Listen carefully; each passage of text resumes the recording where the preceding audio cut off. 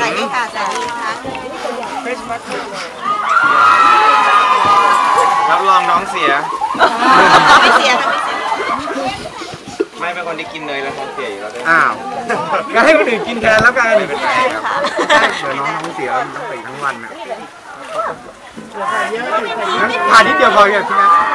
ต้องกินเยอะแค่ไหนอ่ะทานนิดเดียวพอทานนิดเดียวพอทานให้วันเพลงชิ้นเดียวพอค่ะอันนั้นพอกินนะคะมันยังไม่เยอะพอแล้วThat's enough โอเคเกมมาก่อนได้ไหมไม่รู้รสมันไม่ได้ใส่เกลือเลย You want some Marmite? Nutella. อร่อยมากเลย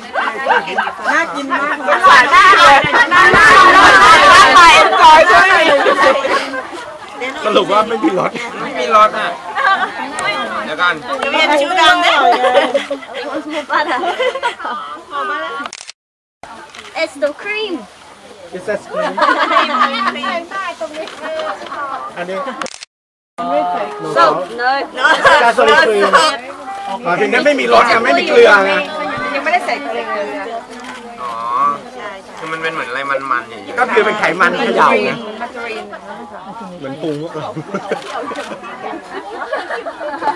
น้องลูกทำหน้าแบบหน้าอร่อยมาก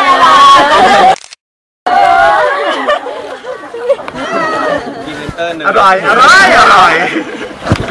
เอาขายเลยแล้วตอนนี้ You've been presented for butter. Now we're gonna sell butter. Yes. ใครไม่ได้อะไร อร่อยดีนะมันนะคะจากนมไงเขย่าแล้วมีใครอยากลองไหมครับมีขนมปังอย่างเงี้ยโอเคใครอยากไหมคะอยากลองพี่นาด้วยหวานฮะใครนะพี่น้องบอกว่าถ้าจะเขาจะกินอันนี้มาดิเอาให้ออกไปข้างหน้าเอาเลยค่ะพี่น้องอะไรกันหน่อยกล้าหน่อยโอ้โหไม่เดี๋ยวละเล็กมันเป็นเทปแข่งกินเนยก้อน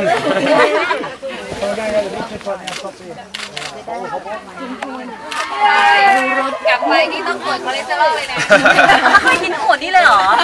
ไอ้บอกคำเดียวไง ไม่ขนาดนั้น เดียวไงเนี่ยทำไมมันติดอ่ะมือน่าสะอาดนะครับไม่ต้องห่วงไม่ใช่อะไรแกะมาเมื่อกี้ไม่ใช่ให้เช็ด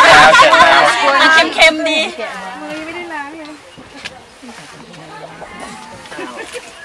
อะไรเมื่อกี้จับเวลายังไงอ่ะ